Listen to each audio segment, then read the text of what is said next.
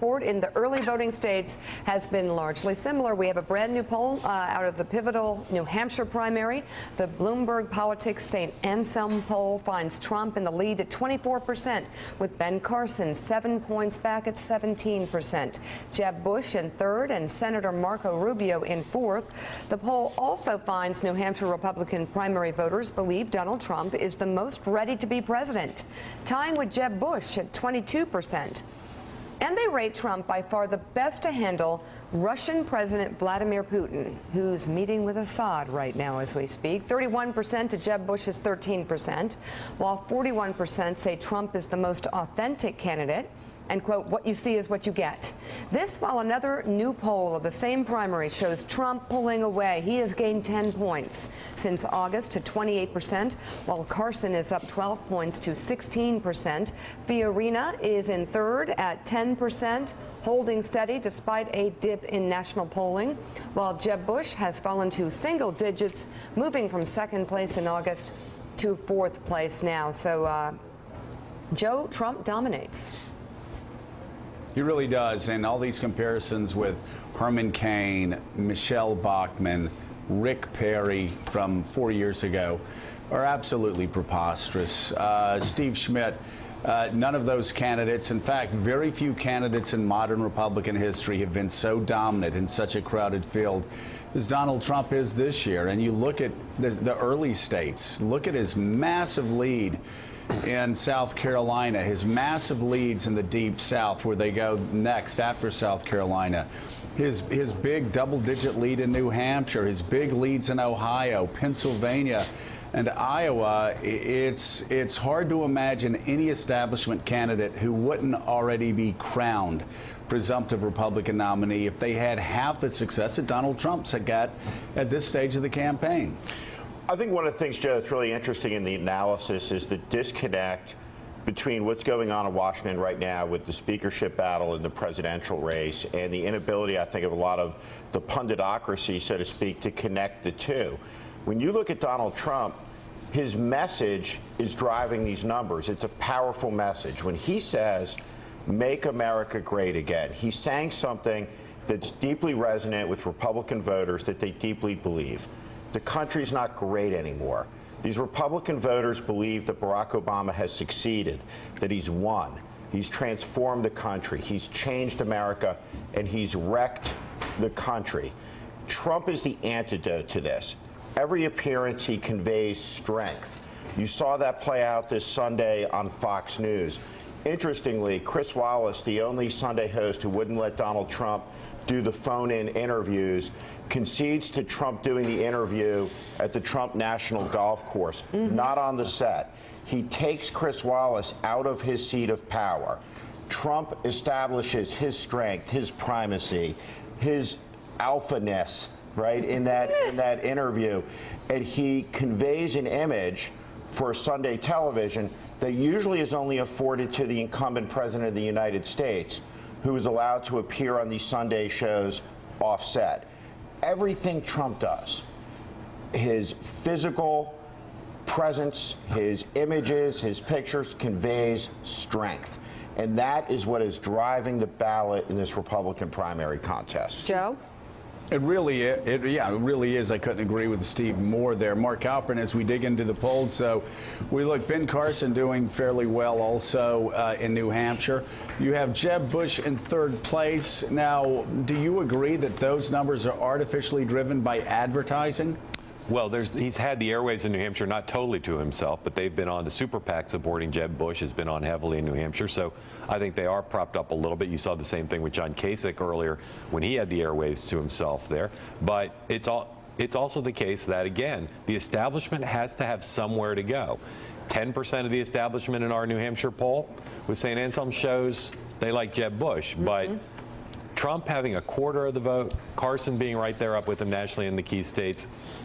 Carson doesn't show strength in the way Trump does. I totally agree with Steve's analysis of Trump, but Carson in his own way is showing strength to his voters, and it's going to be up to one of the other candidates. You know, you got 12 other candidates, 14 other candidates? Are any of them going to find a way to show their brand of strength? But Mark, how are they going to do that? You look at those numbers. You look at Jeb. I personally, if I'm in Jeb's camp, I'm excited about the 10%. Yeah.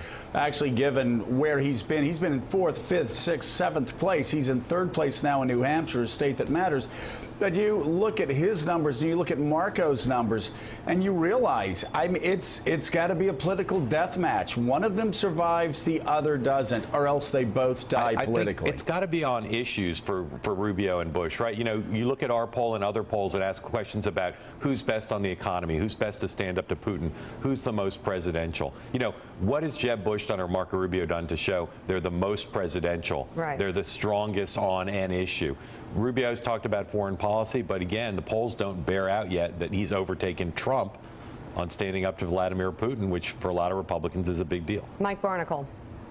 Joe, let me open this up to everyone here at the table and Al in Washington. And Steve is absolutely right, I think, when he says basically it's a marriage of the messenger and the message with Trump. It's huge. You have to really see it play itself out on the ground to realize how powerful the combination is, the messenger and the message. But the question is, the two leading candidates in all of these polls in the Republican Party for President of the United States are Donald Trump and Ben Carson. Does anyone here on this panel believe that either man will be President of the United States? What does that say about right now in this country, and what does it say about the future of the Republican Party? Mike, you answer that first. Do you think he can win the? Do you think Donald Trump can win the nomination? I think he could. I think he possibly could win the nomination. He cannot be president. He will never be elected president. Does Steve Schmidt, a man that ran Arnold Schwarzenegger's campaign, Steve Schmidt, do you believe that Donald Trump can ever be president of the United States? Democrats have enormous structural advantages in a general election. You look at just the states, they've won 6 out of the last 6 elections, 242 electoral votes. 5 out of the last 6 elections, it goes to 282. But you look inside of Hillary Clinton's numbers, the way that one unelectable candidate wins the presidency is by running against another unelectable candidate with regard to the trust and character numbers. And in a two-party system, the way that you win the presidency is by being the nominee of one of the two parties. So if you're down to one of the two finalists, anything can happen. Is he a probable president? No. But can he be the Republican nominee? Do we live in a time where trust has completely collapsed in every institution? Is he a brilliant communicator?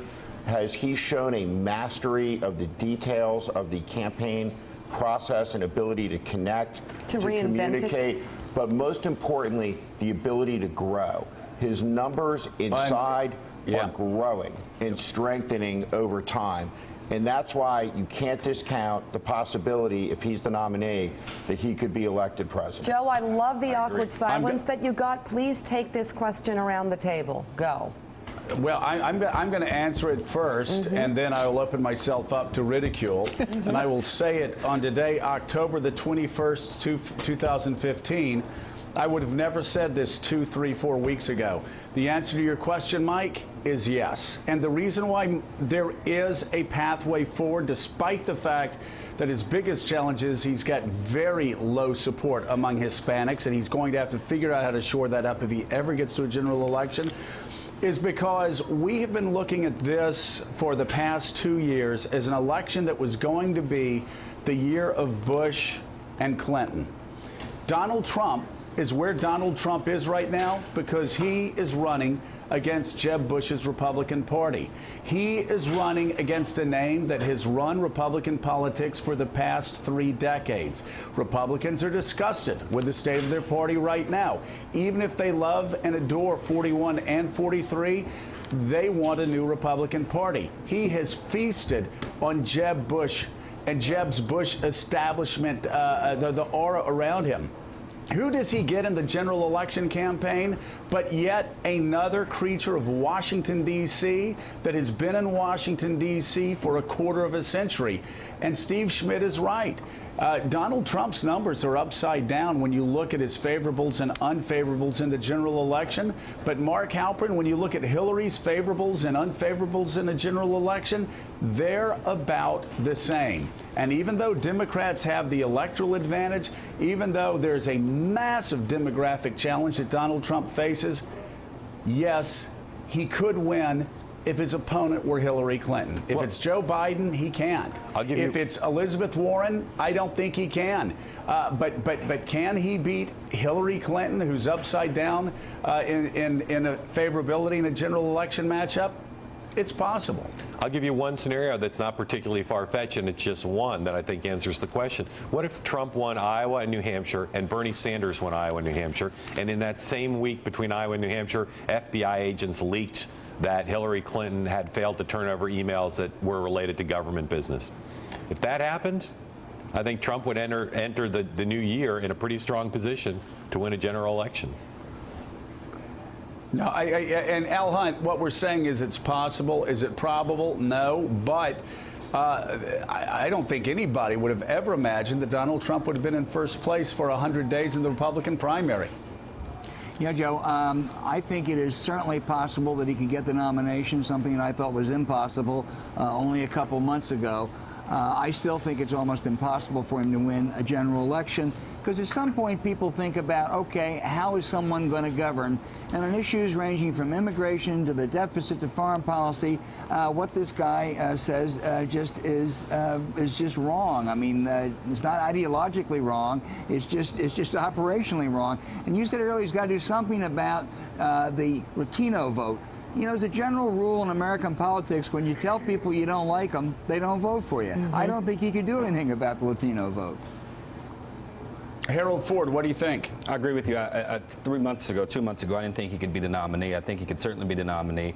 And I think, Steve, in your analysis is right. If you're the nominee of one of the major parties, you could easily be elected president. You find yourself 2 points away from being elected president. I think an interesting analysis, you look at, listen to Steve talk about how strong Trump is. Ben Carson has almost a different persona. He doesn't project quite that way. It's like these two have this kind of strategic partnering underway where one is in your face. They both represent a rebuke to traditional conventional politics and media approaches, but they have a different style, different approach to dealing with it. Mrs. Clinton and others and Democrats, and I think we have to begin to take Trump far more seriously than we have. I think the message, Make America Great Again, is something that's easy to understand. He'll have some difficulty with Latino and Hispanic voters in light of some of the terrible things that he has said. But I got to tell you, I've watched him now in audiences with African Americans, even audiences with Hispanic Americans or Latino Americans, and his message of growth and hope and you can be like me one day. I don't know of anybody running around saying, gosh, I want to be poor. Most people run around this country saying, I want to have more, I want to do more, I want my family to have more. And Trump, the more he represents that, the more dangerous of a candidate he becomes if you're a Democrat and you want to see Mrs. Clinton or Joe Biden or Bernie Sanders win. Well, and the subtext of it, sorry, Joe, the subtext of it, though, I'll have you comment on this, is Make America Great Again. Being an outsider, it's as if, you know, it's Washington that has not made America great anymore, Joe, and it's a hopeful message while zinging Washington. Well, Mika, you look at the fact that wages have been flat for a very long time, been in real terms, been declining since 1973. Wages remain flat, even though we read the news that the unemployment rate is going down. Americans are getting their heads carved off by a ragtag band of terrorists that were called the JV team. Vladimir Putin is in Russia. I mean, I could list 100 things that have happened over the past 8 years that have shown America leading from behind is disastrous on the world stage. A deal with Iran, and now Iran has gone in and along with Russia have basically taken over Syria, our two biggest enemies. This is a message that is so built for Donald Trump right now, and you add to the fact that he is running against a Clinton and a Bush. Donald could not have drawn this up better in a reality show. No. You look at. Go ahead. Well, you mentioned Vladimir Putin being in Russia. So is Bashar Assad at this point. I mean, we're losing control of the narrative. And Donald Trump, at this point, has a way to not only pose himself against present-day Washington, but not only this administration for the past 8 years, but the one before that, and the mistakes they made. It's brilliant, whether he stumbled into it or not. And Steve, go ahead, Joe, and then take it to Steve Schmidt. No, I wanted to go to Steve Schmidt because, Steve, you know, we were all shocked when the good people of Minnesota, who are very serious, solid group of voters, I mean, as engaged and educated as any state in America, picked Jesse Ventura as their governor. Jesse the Body Ventura. A lot of people were shocked. Get that right, yeah. Jesse the Body Ventura. Yes, exactly. And the same thing with what happened in California with Arnold Schwarzenegger. You're very involved in that campaign. So if we're really going to talk about and answer Mike's question about the general election, talk about what happened in those two races and how you take that to a national level, and somebody with celebrity, somebody who is seen as a strong candidate, actually draws from voting blocks that don't even usually come out and vote. The country, Joe's in a very bad mood. It's, you know, again, trust has collapsed in so many institutions. People think the country's on the right track. Go back a year ago, remember the Super Bowl ads.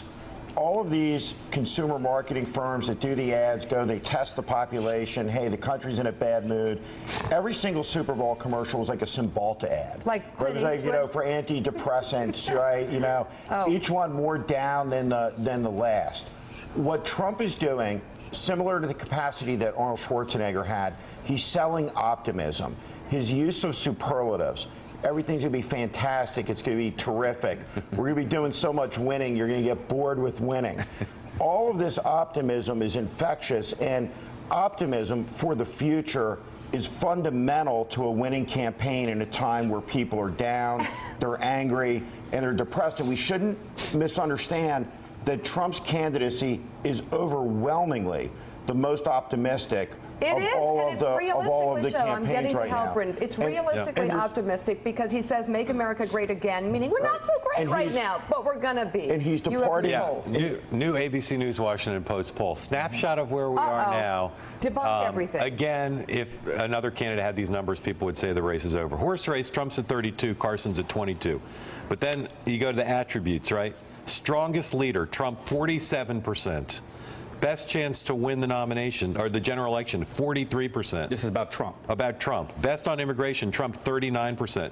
Closest to you on the issues, 32%. Understands people like you, 29%. Trump leads in every one of those attributes in this ABC News Washington amongst Post Republican poll. voters. Best chance to win a general election, almost half of Republicans say Trump. There's also 3 fundamental departures from Republican orthodoxy, which are a huge deal in this campaign. The first is trade. He's against these free trade deals, speaks powerfully to the blue-collar base of the Republican Party, also connects to a big part of the base of the Democratic Party when you talk about this in the context of a general election. Secondly, carried interest, saying this whole system isn't on the level, one set of rules for people at the top, different set of rules and taxation for everybody else. I'm going to do away with that. In the last piece, and Pete Wehner, brilliant man, was one of my favorite colleagues in the White House, talking about Ben Carson's crazy talk. Yeah. And it is crazy talk. But there is no crazy talk that is higher than the answer to the question being, if we knew now what we knew then, would we do Iraq again? And for the candidates that say yes, that's the craziest statement of the campaign by far. And it certainly is in the eyes of the American people. And his departure on that issue is a huge. I'd add one more to your list. I'd add one more to your list, even though there's reporting in the Washington Post the last couple of days about a super PAC in Trump attacking special interests, attacking big money in politics, saying no one can own me. I think that's a big part, with also crossover appeal to Democrats and independents. Joe, there's also something going on, and I know you've heard this, and it is that none of these people, maybe with the exception of Trump actually, have dealt with the psychic blow that occurred to nearly everyone in America. Now, only 1% of the people in this country have someone serving in 2 wars, Iraq and Afghanistan. 99% of the country was affected by what happened in the fall and winter of 2008, 2009. And the psychic trauma of the collapse of the economy is still being felt strongly in every state. Agree. Every state. Totally. That's another thing, the collapse of the economy, and also, we don't win wars anymore. We just don't win wars anymore. We don't win in Afghanistan. We don't win in Iraq. We don't win in Vietnam. We didn't win in Korea. We haven't won a war since the end of World War II. You could look at the first Gulf War, but unfortunately, you've got to see part 2 of that. And Donald Trump is a strong leader, and you get the sense, again, I'll be the greatest in the military. We all laugh at that. His TV generals, we all laugh at that. But you ask a rank-and-file voter, would Donald Trump take you to a war where he would go halfway? No, they would believe if he's going to go in, he's going to win. And I want to talk also really quickly what Steve Schmidt just said touches on why the Freedom Caucus this morning is so concerned about Paul Ryan, a guy I love, and a guy who I want to be Speaker of the House, but why they're so concerned about Paul Ryan being Speaker of the House. He voted to bail out the banks. Paul Ryan will never be against carried interest. He will never come out and say hedge funders shouldn't be paying 14% tax returns while their secretaries pay 28%. He will never say, yeah, I'll be for a free trade deal if it's fair to the American worker first. That is the fault line in Republican politics that Donald Trump gets and that the Freedom Caucus gets. And these guys aren't just coming to Washington, D.C. saying, you know what, I'm going to do whatever the hell I feel like doing. No, they're coming like I came, representing a district that also is sick and tired of Wall Street and Wall Street and K Street getting what they want, while Main Street is getting screwed. It's the crony capitalism, it's the special interests, and it's what Mark Halperin said about all the contributions from K Street and Wall Street that create this unholy alliance. And Steve Schmidt, you're exactly right. That's the fault line running down the middle of the Republican Party that, quite frankly, Donald Trump gets right now, and that maybe Paul Ryan doesn't quite get. And add immigration to your list, too. Okay. Al Hunt. And put immigration at the top of that list. Al Hunt, thank you for being on this morning. And still ahead on Morning Joe, Congressman Tom Cole reacts. He joins us to react to Paul Ryan's decision to run for Speaker with conditions. Plus, Ronald Reagan's last act. Biographer Craig Shirley joins us about the final days of one of America's most talked about presidents. And we'll ask him how the Clintons treated former First Lady